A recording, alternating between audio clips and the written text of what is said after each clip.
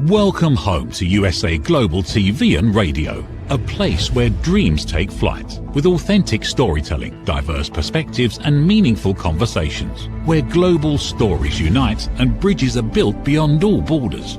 Discover world-class education, entertainment, hope and inspiration.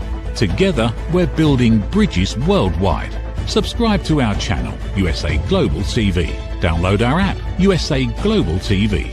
Be our guest or join our team. Visit usaglobaltv.com. Thanks to our founder and executive producer, Dr. Jacqueline Kerbeck. Music score by Yeffy Tang from Cloud Road Music. Voiceover artist Mike Porter. Creative direction by Paul Garcia. USA Global TV and Radio. Your home for global connection. All rights reserved. This video and its contents are the exclusive property of USA Global TV and Radio. Unauthorized use, duplication or redistribution in any form is strictly prohibited. Howdy all, Red O'Loughlin here. We're on the Corner Bookstore on the USA Global TV and Radio Network. Today my guest is a former Air Force pilot, worked with NASA, Space Station, started his own companies. We had a lot of things to talk about. His name's Pat Daly. He's also another local here in the Houston area. But before we get to him, let me give you a very brief rundown on me. When I'm not doing TV shows, I write a lot, authored 7, 8 books. I'm a researcher is what I call myself nowadays. I take and research the human body at the cellular level. Chemically speaking, I look for cause and effect relationships. I take the complex and add a lot of clarity to it. So that is what I do. I'm also a book coach, and I publish probably 50 books for other people. And so right now we're going to get back to our TV show. I host 3 TV shows every Thursday, back to back to back. Today is the first one, The Corner Bookstore. The next one's called The Wise Ones. And then the final show is called Talking Heads. And today I'm going to be talking about why does recovery failure drive aging and disease? And so if you're here in a couple hours, we'll be there. But if you happen to be on YouTube today and you haven't subscribed to the USA Global TV and Radio Network, please consider it seriously. Please do. We'd love to have you as part of our normal group there. Let's go ahead and introduce Pat Daly. Please join me up here on stage, Pat.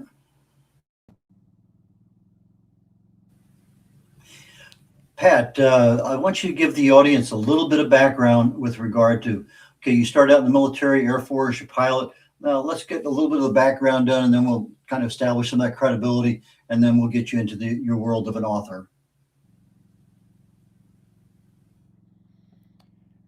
Red, I couldn't hear you. I think you said welcome to the show, but I have no audio from you.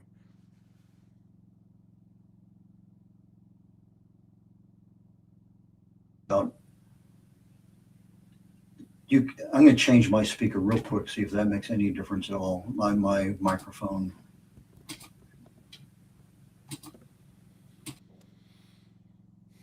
One, two, can you hear me now? No. Okay.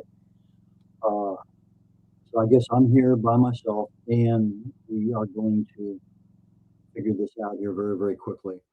Okay, well, we're on the Corner Bookstore, and we're talking to a Air Force veteran who, okay, we're back again here one more time. Okay, why am I here? Okay, still no audio, Pat? Okay, I'm guessing not. It's on Pat's side. Okay, I'm going to shut up.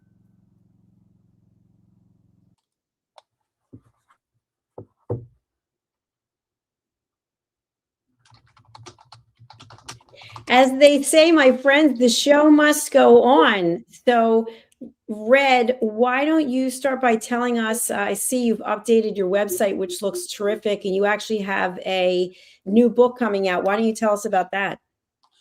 Okay, thank you very much, Dr. Jacqueline. I'll take a brief moment to do that.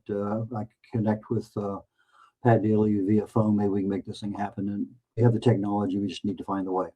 I have a book coming out very shortly this summer. It's called Aging Sucks. And what it's based on is there's 12 different hallmarks of aging. There's 8 different hallmarks of health, and there's at least a half a dozen common pathways for disease. So if you look at the hallmarks of aging and health, you know, what can you do to accelerate great health? What can you do to accelerate aging or decelerate it? And so that's what I base everything on. I do my research. I've been publishing a lot of stuff lately on social media with regard to, okay, here's a specific hallmark of aging or health. Okay, how does this affect it? And in reality, it's kind of strange because our daily, literally daily lifestyle choices, the foods we choose, our diet, our exercise, our stress management, the quality of our sleep.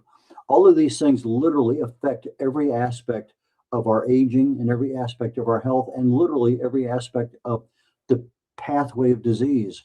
So if you're doing the right kinds of things, let's go ahead and figure out what am I doing wrong or what I don't know about. So a lot of this is awareness that will lead to education that you may or may not want to take on your own, but the book's going to have a lot of information.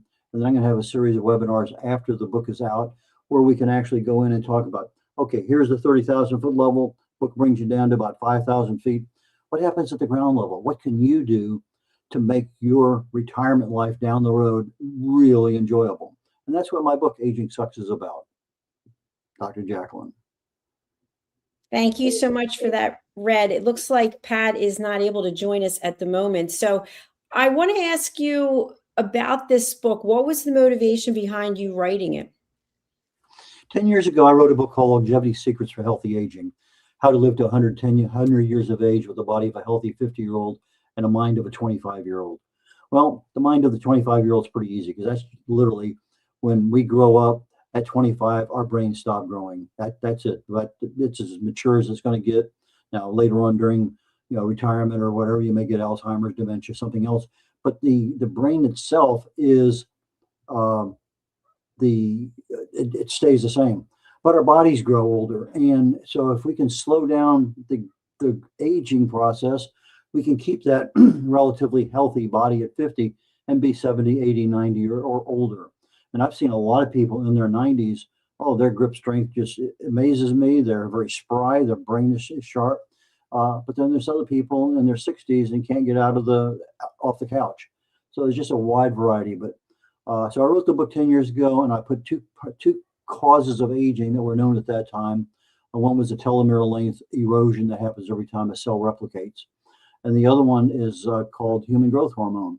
Well, as things grow, we get more information. They kind of solidified the aging causes into these things called hallmarks. And so I'm taking a look at my old book. Okay, they don't have human growth hormone in there anymore, but it's very important. So I said, I really need to update this book. I wanted to update it after the COVID pandemic. So I said, okay, let's go ahead and update it. But let's take a look at how can we actually get what's the latest information. Because as I started looking at things over the last few years, there was 8 hallmarks of aging, then 12, and then 11. And so the thing continues to evolve as we learn more and more about our bodies. But those are things that I love to do because I love to just dive into the human body and have fun. Well, I'm certainly looking forward to the book, and I know you've put a lot of time and diligence into it, so congratulations. And the good news is that our guest is back, so let's welcome Pat to the show. Pat, can you hear me now? I can hear you now. Hallelujah. Oh, we have the technology. We just need the right pathway. Okay, let's pretend like we're starting all over. We're going to do probably a 35-minute show rather than a 40-minute show because we're running just a little bit late, but that's fine. I think we can get everything in. You were in the Air Force a long time ago, pilot.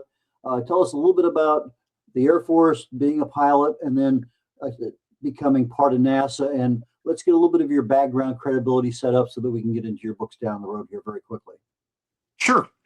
I started my professional career in the Air Force as a fighter pilot, flew F-4s, went through test pilot school, flew a lot of different aircraft as a test pilot, flew F-16s, and then when it looked like the Air Force was going to send me to staff job after staff job, I opted to get out. I went to work for a large American airline, and within a year, I'd been furloughed by that company.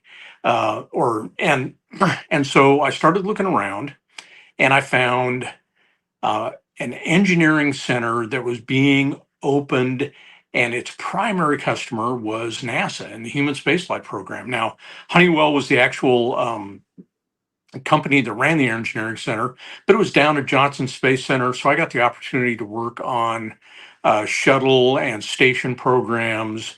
Artemis was just beginning when I left that to start my own business. And then along the way, pivoted to writing and consulting, and here I am now. I have two questions I love to ask pilots, whether they're commercial or otherwise. And I'm sure you have answers for both. What's the shortest flight you've ever flown? Less than 5 minutes. It Okay. was, yeah, takeoff, boundary layer control, failure, into the overhead, back around to land, done. Okay. So you and I have a point one. Yeah. Okay. Second question. Have you ever been cleared to take off at one airport and cleared to land at another airport in the same breath? Yes, I think so. Yeah, from Edwards to George. Yeah. Out in Hawaii, I was at Barbers Point. We're clear to take off. Barbers clear to land to Hickam. It's only 3 or 4 miles away. So they got to Yeah. clear both runways at the same time. But anyway, those are my two standard questions. I used to ask how high, how fast, all the rest of that stuff, how long. But everybody has something different. But the uniqueness is a short flight is really something wrong with the aircraft. We had a fire on number 3 at Rotate. And so you had to get back on the ground in a hurry. So it's one of those kind of things. But anyway, so I went out to NASA in the old days. I was a logistician at that time, and they had a mock-up of the space station before it went up. And there was a lot of the big problem they had then was micrometeorites. How are they going to handle that and protect the space station? And I guess they resolved that problem because I've never been back out there, and the space station's up there forever and ever and ever. What was the best thing you liked about NASA? Really smart people. I mean, getting to work with some people like Chris Hadfield, Susan Helms, Rick Husband, really, really brilliant people in the space program. And it feels like, the rising tide lifts all boats. I felt like I was better because I was working with people who were so good at what they did. Does that same thing apply back when you were a test pilot? It did. It did. Although I felt a little more self-important as a test pilot. Okay, so you left that part of your career and you opened your own company. Tell us a little bit about that transition to being an entrepreneur. It was guts ball, because the year I finally decided I'd had enough of working for somebody else and was going to start my first company was the same year my elder daughter started college. So it was a bit of a hard sell to tell my wife, okay, here's what I want to do. I want to take a bunch of the money we've saved and I want to invest it in starting a new venture. And God bless her, she had a lot of faith in me, a lot of faith in what we were trying to do, and launched that first company. And then along the way, started a couple others, ended up selling my interest in the first business and moving on from there. I noticed when I was doing some research on you, the term polymath comes up periodically. What is a polymath for our audience? Yeah, sorry. Polymath is somebody who's had success in disparate fields. So in my case, business as well as aviation as well as writing. So I think that's why it gets applied to me from time to time. Okay.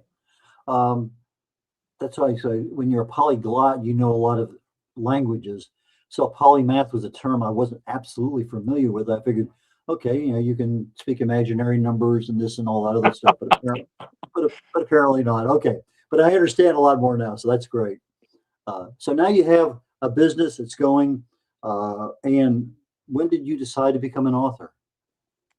I've always loved reading. And that love of reading made me always want to write. And so I think in the Navy, you might have had the equivalent. In the Air Force, we called it the Doofer book or the Hog Log. It was just an informal publication within the squadron that we kept in the in the lounge or someplace, and we'd write up stories about things that happened during a flight, or we'd write up uh, stupid things that we had done or other people had done, like the time I almost took out the 7,000-foot remaining marker on the runway at Edwards, and so. Uh, Somebody along the way said, you really ought to try your hand at something longer than just a page of a doofer book. And so I did. And I'm blessed with good friends. And those good friends read my first attempt at writing a novel and were honest enough with me to say, love you, brother, but this sucks. So so you learn from that, and I think part of it was the story. Part of it was I was letting myself get too much into the story and falling in love with my ideas too much.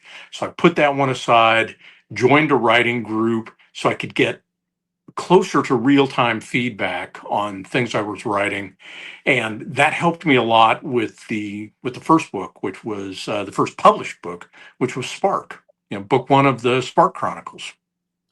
Why Spark? Why the term Spark? Okay.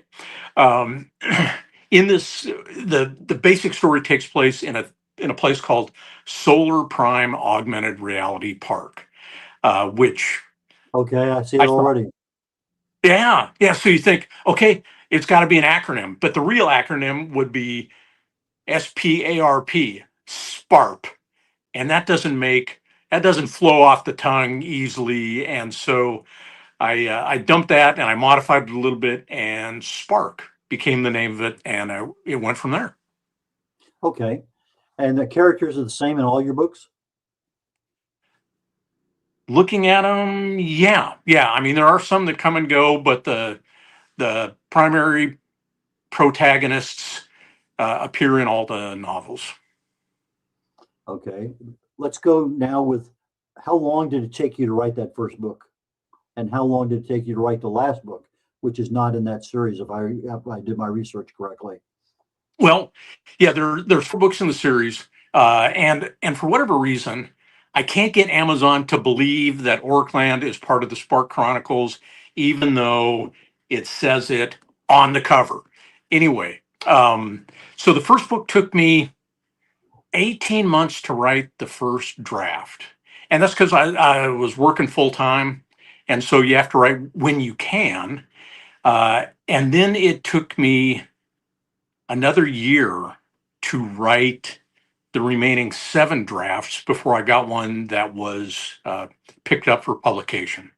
And then the last book in the series, Embers, took me right at a year to go from first word on the page to published. So I managed to pack that timeline down a little bit. Okay, but you knew the characters and the plot and the location, the time, and all the rest of it. So you learned a lot in the first few books. Indeed. Did And you you keep learn a the lot, same? not just about the world. Oh, sorry. Did you keep the same editor all the way through the whole 4 books? No, no. Each book has a different editor, and there's a couple of reasons for that. The first editor, the editor for Spark, I got along great with her, and then when it came time for the next book, she had decided that professional editing was no longer for her, so she left the publishing company she worked for. I even tried reaching out to her personally to see if she was willing to do it on a I pay her directly, and I don't know what happened, if she just was so unhappy with the way things had gone at the publishing company that she decided she wanted nothing to do with any of the people in her background in that endeavor. But I couldn't get in touch with her. And then the second novel, I hired a new editor and was was a bit disappointed. They said they specialized in science fiction, and they were out of the UK. And I got a lot of comments about, well, that's not the way we do sci-fi here in the UK. And I thought, well, okay, that's fine, but the major market for my stuff anyway is in the United States. So this may not be the best connection. And so she did hang out through the first or through the full publication of that. And then in the final two books, kind of the same editor, um, because originally Orkland was part of Embers, and then the editor said, you know, this is getting a little big. It's a little bloated, and you've got a couple of story arcs here that don't serve the major arc. So I'd like you to pull one of those. And I thought about it and thought about it. And I was talking to another author friend of mine, and she said, well, okay, could you turn one of those story arcs into a novella? And I said, well, yeah, easily. So I worked on the novella, got that out first, and then I finished Embers. The novella, I didn't use no, I did. I used a different editor for the final polish on that, and then wrapped up with the first editor I had for Embers. Okay, we're getting ready to go to a commercial break here very quickly. When we come back, most authors start writing, they get their book published, and they start marketing. It kind of seems to be the way things roll. So when you come back, let's talk about your marketing from your first book to your most current book, and see how that's changed over time. So we'll be back about a minute and a half. Okay. My Tummy Hurts by Dr. Jacqueline Kerbeck. Meet Jackie. She loves recess, running with friends, and laughing on the playground. At school, Jackie tries to play like she always does, but suddenly the pain comes back. Lately, something feels different and her tummy hurts, sometimes a little and sometimes a lot. With the help of a caring teacher, a nurse, her mom, and a kind doctor, Jackie begins to understand what her body is trying to tell her. Sometimes tummy pain is more than a simple bellyache. Some children live with conditions like ulcerative colitis or Crohn's disease. Jackie listens to her body. She asks for help. She knows she's not alone. And Jackie finds her way back to running, laughing, and being herself. My Tummy Hurts, a kid's guide to bellyaches and bathroom troubles by Dr. Jacqueline Kerbeck, available on Amazon and in fine bookstores around the world.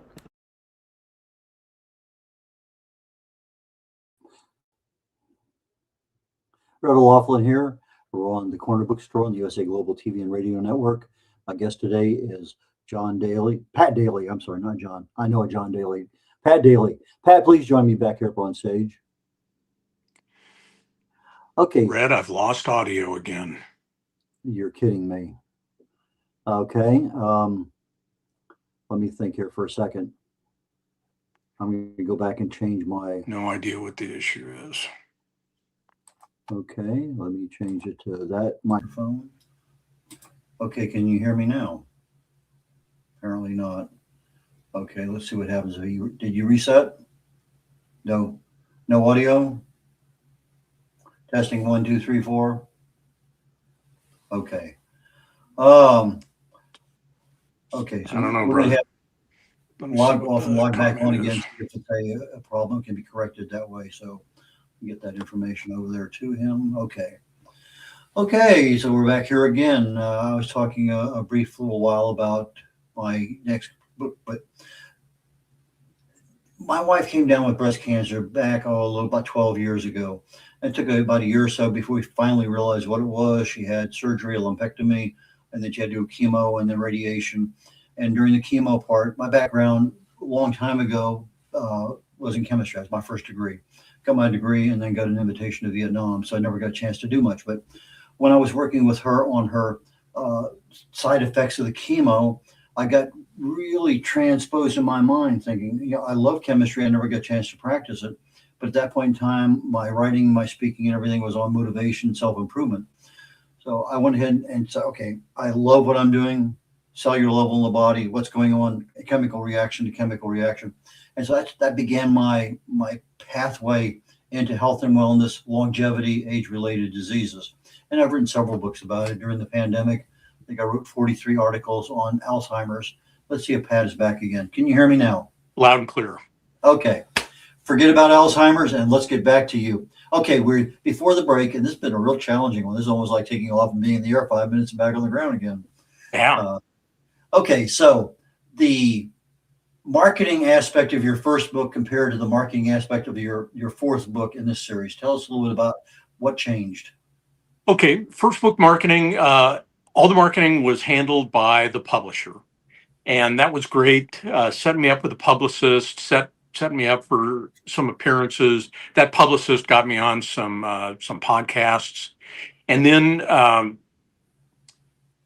when I went to publish the second book, the publisher was having it was a smaller press, publisher was having some financial difficulties and said, okay, it's going to be 2 years before your book sees the light of day. And I write near future sci-fi, so I did not want to wait 2 years. So I tried to negotiate a few changes, like maybe I can pay for the editor, maybe I can pay for some of the publication costs.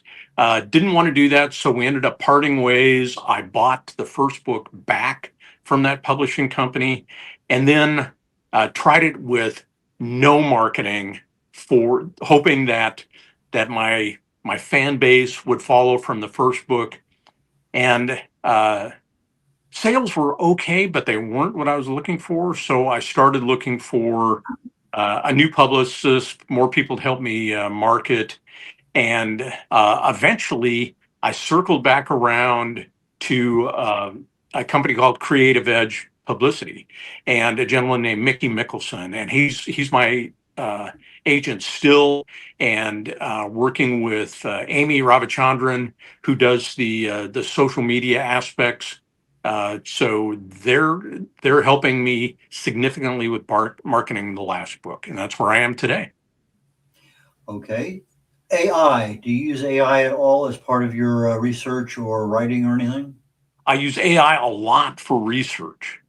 For writing, I use it only for grammar and proofreading, punctuation and stuff like that, because it turns out that the first version of Spark, professionally published, when it first hit the street, had 39 errors in it. And not just no factual errors, but simple typos. And I had made a joke in the book, because it involved an AI in the book, and I used binary. And the joke goes like this: there are only 1-0 kinds of people: those that understand binary and those that don't. Mhm. So the editor took that and said, no, without talking to me, said, no. Our style manual says that we spell out numbers less than 40. Okay. So the joke comes out as, there are only 10 kinds of people. Those that understand binary, those that don't. Well, that's not funny at all. And so I found that actually a reader sent me that and said, Pat, I think I know where you were going, but this joke just doesn't make it. So I have used AI for punctuation, catching punctuation and typos, because sometimes, especially as I age, I can have like 2 periods at the end of the sentence that maybe I had a second sentence in there and just didn't delete the period. And I don't really visually pick up on that anymore, but Grammarly sure picks it up. So that helps me a lot. And that's how I use AI now. Yeah, I use Grammarly every day, literally, and it has a really nice AI supplement that goes with it. For my kind of technical writing, it works out very, very, very well. I like it a lot.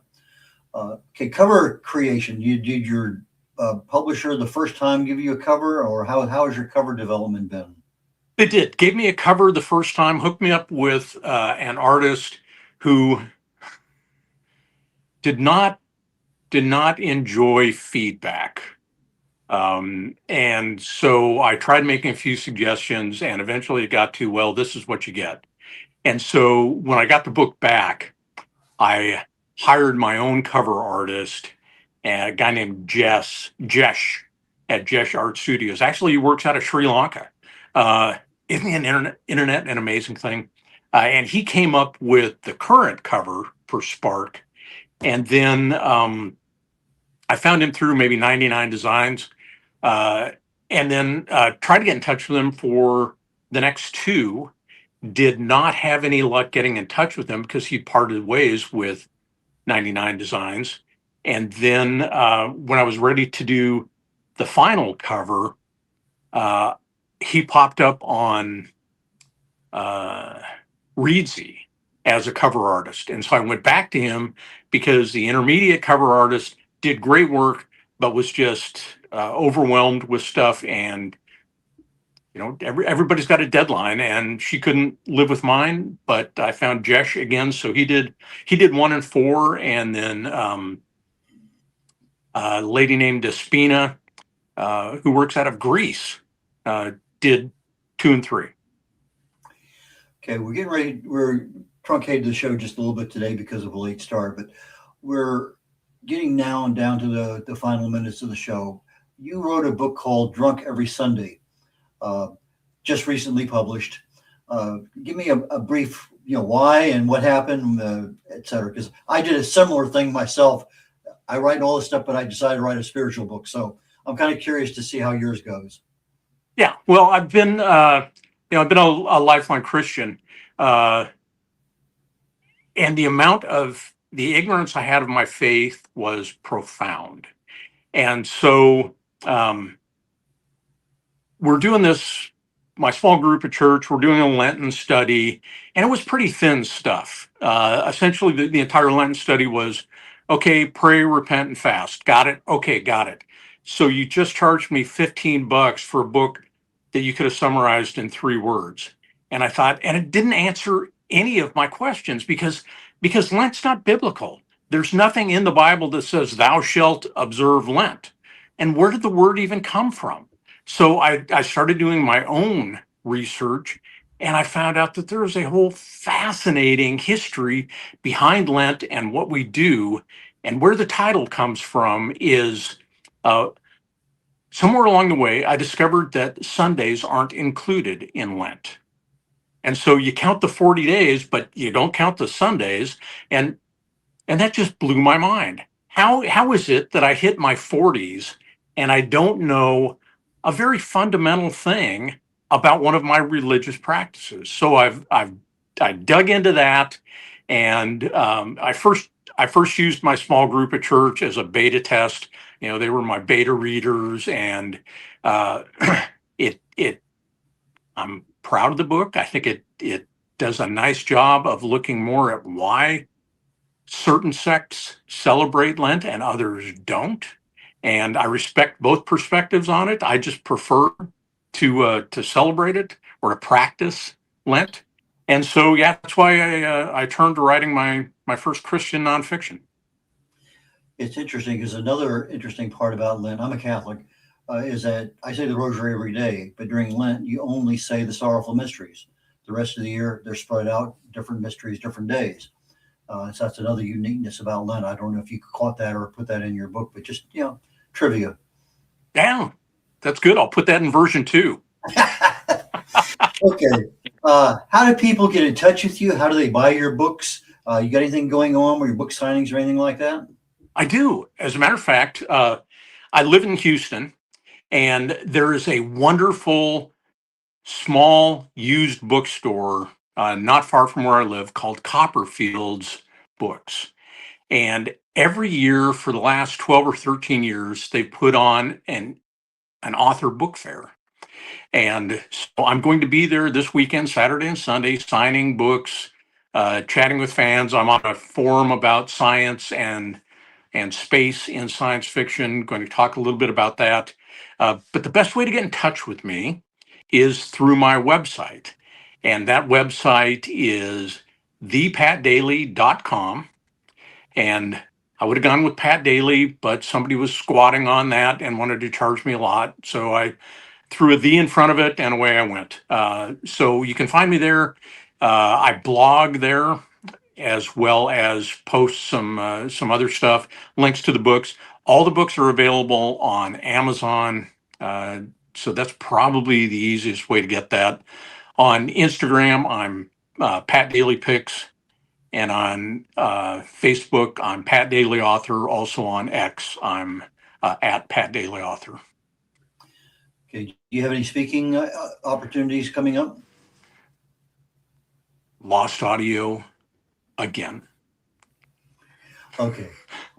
We're going to go ahead and wrap up the show. It looks like it's that point in time that we need to do that. And Pat, you may not hear me right now, but thank you so very much. And I wish you the best at your book signing this weekend. I am actually going to a book signing tonight and another one tomorrow night at my local Kroger stores. But let's get back to wrapping up the show today. This is Red O'Loughlin. We're concluding our first show of 3 today called A Corner Bookstore. My next show starts in about 23 minutes. And it's called The Wise Ones.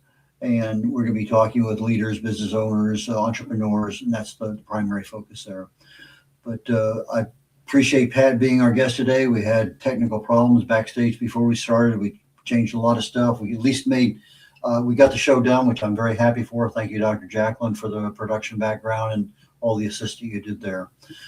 I am concluding today's show and getting ready for the next one. Please join me again if you're on YouTube.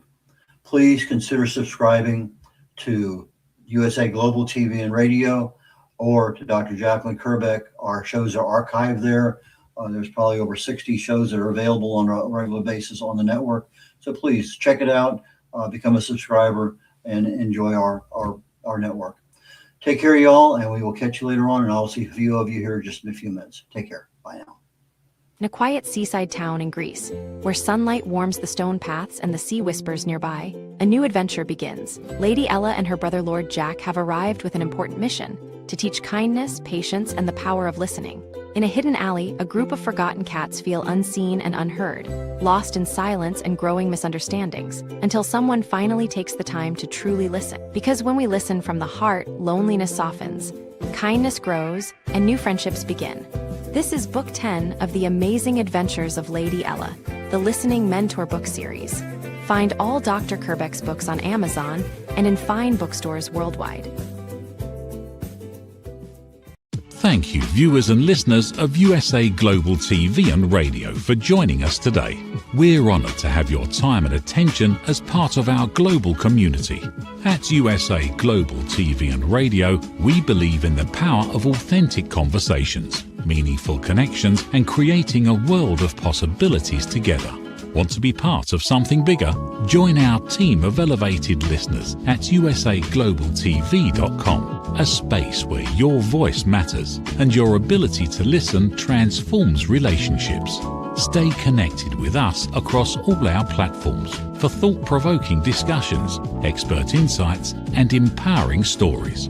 Subscribe to our channels at youtube.com/c/USA Global TV. Follow us on social media and explore the endless opportunities we're creating for growth, learning, and inspiration.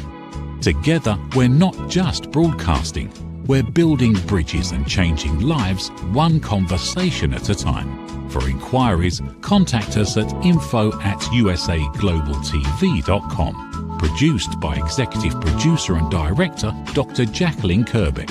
Voiceover by Mike Porter. Creative direction by Paul Garcia. All rights reserved. Visit usaglobaltv.com to view our full terms and conditions.